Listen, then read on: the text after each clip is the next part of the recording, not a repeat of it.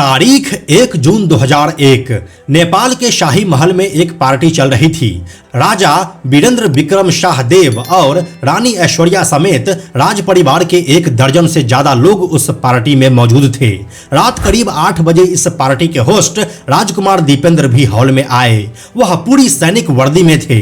उनके एक हाथ में MP5 के सब मशीन गन और कोल्ट M16 राइफल थी। उनकी वर्दी में एक 9mm पिस्टल भी लगी हुई थी।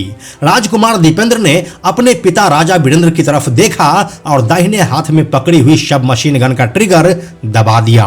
इसके बाद अगले कुछ ही मिनटों में वहां मौजूद राज परिवार के 9 लोगों की लाशें बिछ चुकी थी। आखिर में राजकुमार दीपेंद्र ने खुद को भी गोली मार ली। कुछ ही पलों के अंदर नेपाल का पूरा राज परिवार खत्म हो चुका था। लेकिन ऐसा क्यों हुआ और राजकुमार दीपेंद्र ने ऐसा कदम क्यों उठाया था? आखिर क्या है नेपाल के राज परिवार के नरसंहार की पूरी कहानी? आइए आपको बताते हैं आज के इस वीडियो में सब कुछ पूरे विस्तार से। हेलो एंड नमस्कार, मेरा नाम है प्रशांत और आप देख रहे हैं बेजोड़जोड़ा.com का यूट्यूब चैनल। हम आपको सबसे पहले एक लोक कथा सुनाते हैं जो नेपाल में काफी प्रचलित है। यह बात साल 1769 ईस्वी की है, जब पृथ्वी नारायण शाह ने नेपाल की 3 रियासतों को जीतकर खुद को राजा घोषित कर दिया। एक बार वह काठमांडू जा रहे थे। रास्ते में उनकी मुलाकात एक सन्यासी से हुई। सन्यासी भूखा है ये सोचकर राजा ने एक कटोरे में उसे दही दिया। सन्यासी ने दही चखा और फिर कटोरा वापस राजा को दे दिया। राजा ने जूठा दही जमीन पर फेंक दिया। दही जमीन पर गिरा और राजा के पांवों की 10 उंगलियों पर लग गया। ये देखकर सन्यासी को क्रोध आ गया। उसने राजा से पूछा कि तुमने दही को क्यों फेंका? तो राजा ने जवाब दिया, जूठा दही खाना राजा को शोभा नहीं देता है। इसके बाद सन्यासी ने राजा को धिक्कारते हुए कहा कि अगर तूने दही खा लिया होता तो तेरी सभी मनोकामनाएं पूर्ण हो जाती। कहानी के अनुसार चूंकि गिरा हुआ दही राजा की 10 उंगलियों पर लगा था, इसीलिए उसी दिन यह तय हो गया था कि 10 पुश्तों के बाद राजशाही खत्म हो जाएगी और नेपाल का 11वां राजा आखिरी राजा होगा। नेपाल के लोग मानते हैं कि राजा वीरेंद्र विक्रम शाहदेव के साथ जो साल 2001 में हुआ वह इसी सन्यासी के दिए श्राप का फल था। इस राजा सन्यासी और दही वाले कहानी को चलिए कहानी मानकर छोड़ देते हैं और आपको उस दिन की यानी कि 1 जून 2001 की पूरी कहानी को विस्तार से बताते हैं। 1 जून 2001 को काठमांडू स्थित नेपाल के शाही महल नारायण हिती पैलेस में एक पार्टी का आयोजन किया गया था। ये एक प्राइवेट पार्टी थी जिसका आयोजन हर शुक्रवार की रात को किया जाता था ताकि शाही परिवार के सभी लोग साथ में खाना खा सकें। जैसे अपने भारत में सैटरडे नाइट होता है और संडे को छुट्टी होती है, वैसे ही नेपाल में शुक्रवार की रात को लोग पार्टी करते हैं और शनिवार को साप्ताहिक छुट्टी होती है। उस दिन शाही भोज का आयोजन राजकुमार दीपेंद्र की तरफ से किया गया था। अपनी ही पार्टी में दीपेंद्र रात 7:30 बजे के आसपास पहुंचे। यहां पर कुछ देर शराब पीने के बाद उन्होंने बिलियर्ड्स रूम का रुख किया, जहां उनके छोटे भाई राजकुमार निराजन और डॉक्टर राजीव शाही बिलियर्ड्स खेल रहे थे। कुछ देर बाद जब दोनों को एहसास हुआ कि दीपेंद्र के पांव लड़खड़ा रहे हैं तो उन्होंने दीपेंद्र को उनके कमरे में ले जाकर सुला दिया, लेकिन दीपेंद्र सोए नहीं। कुछ देर बाद वह अपने बेडरूम से बाथरूम में गए। यहां पर उल्टी करने के बाद उन्होंने एक 9mm की पिस्टल, एक MP5 के सब मशीन गन और कोल्ट M16 राइफल ली और दोबारा पार्टी में पहुंच गए। तब तक नेपाल नरेश वीरेंद्र विक्रम शाहदेव भी पार्टी में पहुंच चुके थे। राजकुमार दीपेंद्र को हथियार इकट्ठा करने का शौक था, इसीलिए किसी ने उनकी तरफ तब तक कुछ खास ध्यान नहीं दिया जब तक दीपेंद्र की बंदूक से चली एक गोली महल की छत को जाकर न लगी। सबको लगा कि गलती से ट्रिगर दब गया होगा, लेकिन सबकी ये गलतफहमी भी कुछ ही देर में दूर होने वाली थी। दीपेंद्र ने इसके बाद बंदूक का निशाना राजा वीरेंद्र विक्रम शाहदेव की तरफ किया और 3 गोलियां दाग दी। नेपाल नरेश वहीं पर गिर पड़े। इससे पहले किसी को कुछ समझ में आता कि आखिर हो क्या रहा है, वहां गोलियों की बौछार होने लगी। दीपेंद्र पर जैसे कोई भूत सवार हो गया था। उन्होंने अपने भाई निराजन और बहन श्रुति को भी नहीं छोड़ा। 8 लोगों को अपना निशाना बनाने के बाद दीपेंद्र ने सीढ़ियों का रुख किया। महारानी ऐश्वर्या सीढ़ियां चढ़ रही थी। दीपेंद्र ने उनके पीछे से गोली चलाई और वह जाकर सीधे महारानी के सर में लगी।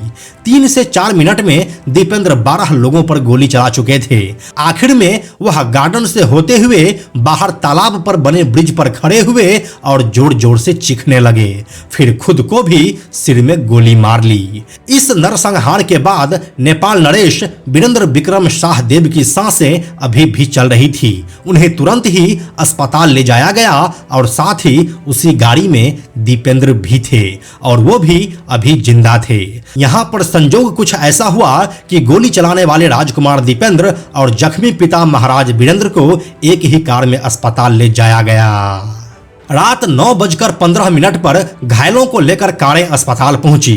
थोड़ी ही देर में नेपाल के सर्वश्रेष्ठ हार्ट सर्जन, न्यूरो सर्जन और प्लास्टिक सर्जन अस्पताल पहुंच गए। रानी को कार से उतारते ही डॉक्टरों ने उन्हें मृत घोषित कर दिया। थोड़ी देर बाद महाराजा वीरेंद्र को भी मृत घोषित कर दिया गया। एक बार में अस्पताल में इतने घायल पहुंचे थे कि ट्रॉमा सेंटर में कोई बेड ही नहीं बचा था। दीपेंद्र को स्ट्रेचर पर अंदर लाया गया तो उनके लिए कोई बेड ही नहीं बचा था। उन्हें जमीन पर गद्दा बिछाकर लिटाया गया। फिर थोड़ी देर में दीपेंद्र को ऑपरेशन थिएटर में लेकर जाया गया। 3 दिन बाद 4 जून को दीपेंद्र की भी मौत हो गई। वहीं नेपाल की जनता पूरे घटनाक्रम से अनजान थी। अगले दिन दोपहर 11 बजे घोषणा हुई कि नेपाल नरेश की मृत्यु हो गई है और राजकुमार दीपेंद्र को नया राजा घोषित किया जाता है। नेपाल का स्टेट टेलीविजन इस घटना पर खामोश बैठा हुआ था। क्या हुआ, कैसे हुआ, जनता को इसका पता विदेशी न्यूज चैनल से चल रहा था। सबके मन में एक ही सवाल था कि आखिर ये सब हुआ कैसे और इसे किया किसने। इसके बाद अस्पताल से महाराजा वीरेंद्र के डॉक्टर और उनके छोटे भाई के दामाद राजीव शाह ने एक प्रेस कॉन्फ्रेंस की। उन्होंने बताया कि उस रोज नशे की हालत में दीपेंद्र पार्टी में आया और उसने अपनी बंदूक से राजा रानी समेत 9 लोगों को मार गिराया। लेकिन कई लोगों को इस बात पर यकीन नहीं हो रहा था। नेपाल नरेश और युवराज दीपेंद्र जनता में खासे लोकप्रिय थे और दीपेंद्र ऐसा क्यों करेंगे, इसे लेकर भी साफ साफ कुछ नहीं कहा जा रहा था। लेकिन इसी प्रेस कॉन्फ्रेंस से एक खास बात निकलकर सामने आई। डॉक्टर राजीव शाह ने दीपेंद्र के चचेरे भाई पारस की तारीफ करते हुए कहा कि उसने अपनी जान पर खेलकर उस दिन कई लोगों की जान बचाई। ये बात भी लोगों को थोड़ी अजीब लगी क्योंकि पारस की छवि लोगों के बीच अच्छी नहीं थी और उन पर एक बार तेज ड्राइव करते हुए लोगों को कुचल देने का आरोप भी लगा था। खैर, इस घटना के 3 दिन बाद राजकुमार दीपेंद्र की भी मृत्यु हो गई, जो उस वक्त नेपाल के महाराज बन चुके थे। इसके बाद पारस के पिता और वीरेंद्र के छोटे भाई ज्ञानेंद्र को नेपाल नरेश बनाया गया। ज्ञानेंद्र उस दिन काठमांडू में न होकर कहीं और थे। नेपाल राज परिवार में हुए इस नरसंहार में राजकुमार पारस समेत ज्ञानेंद्र के परिवार के सभी लोगों की जान बच गई थी। इसीलिए ये अफवाह भी उड़ी कि गद्दी पाने के लिए ज्ञानेंद्र और पारस ने मिलकर इस हत्याकांड को अंजाम दिया है। इन अफवाहों का एक कारण यह भी था कि हत्या के पीछे दीपेंद्र का आखिर मकसद क्या हो सकता है। लोगों के इस सवाल का जवाब किसी के पास नहीं था। इसीलिए इस जवाब का पता लगाने के लिए एक जांच कमेटी बनाई गई। इस कमेटी में नेपाल के चीफ जस्टिस केशव प्रसाद उपाध्याय और नेपाली संसद के स्पीकर तारानाथ राणा भट्ट शामिल थे। एक हफ्ते की जांच के बाद रिपोर्ट सामने आई। रिपोर्ट में सैकड़ों गवाहों के बयान से बताया गया कि इस हत्याकांड के पीछे दीपेंद्र ही था। इसके बाद ज्ञानेंद्र के षड्यंत्र वाली थ्योरी अब फेल हो चुकी थी और सबके सामने एक ही सवाल वापस से खड़ा हो गया कि आखिर राजकुमार दीपेंद्र के पास ऐसा करने की वजह क्या थी। तो चलिए अब इस बात को आगे की कहानी में देखते हैं। इस हत्याकांड के 19 दिनों के बाद नेपाल टाइम्स में एक खबर छपी। इसमें दावा किया गया कि प्रिंस दीपेंद्र ने ऐसा इसीलिए किया क्योंकि उन्हें उनकी प्रेमिका देवयानी राणा से शादी नहीं करने दी जा रही थी। यहां तक कि उनके पिता महाराजा वीरेंद्र विक्रम शाह देव ने उन्हें गद्दी से बेदखल करने की बात तक कह दी थी। दीपेंद्र की मां ऐश्वर्या को देवयानी से शादी मंजूर नहीं थी। वह अपने ही राज परिवार में दूर के रिश्तेदार से दीपेंद्र की शादी कराना चाह रही थी। खबर के मुताबिक देवयानी के घरवाले भी इस रिश्ते को लेकर राजी नहीं हो रहे थे। चूंकि नेपाली राजघराने के मुकाबले देवयानी का राज परिवार अधिक संपन्न और धनाढ्य था। ऐसे में देवयानी की मां को इस बात की चिंता थी कि हमेशा से इतने सुख समृद्धि में रही उनकी बेटी कम संपन्न घर में कैसे रह पाएगी। इंग्लैंड में साल 1987 से 1990 के बीच पढ़ाई के दौरान मिले दीपेंद्र और देवयानी घरवालों की बातों को दरकिनार कर मिलते रहे। राजकुमार दीपेंद्र अपने परिवार के सामने देवयानी से शादी करने की मिन्नतें करते रहे। उस समय की खबरों की माने तो 2001 वो साल था जब राजकुमार दीपेंद्र का सब्र जवाब दे गया था।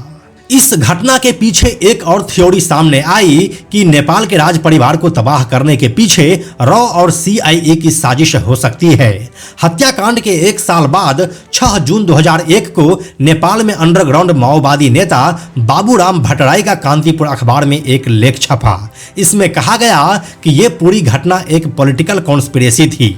लेख में कहा गया कि राज परिवार को तबाह करने के पीछे भारत की intelligence agency research and analysis wing यानी कि रॉ और अमेरिका की इंटेलिजेंस एजेंसी यानी कि CIA का हाथ है। इस कॉलम को छपने के तुरंत बाद अखबार के 3 एडिटर्स को गिरफ्तार कर लिया गया। साल 2009 में नेपाल के पूर्व पैलेस मिलिट्री जनरल विवेक शाह ने एक किताब लिखी, मैले देखे को दरबार यानी कि राजमहल जैसा मैंने देखा, और उस किताब में दावा किया गया कि मुमकिन है इस हत्याकांड के पीछे भारत का हाथ हो।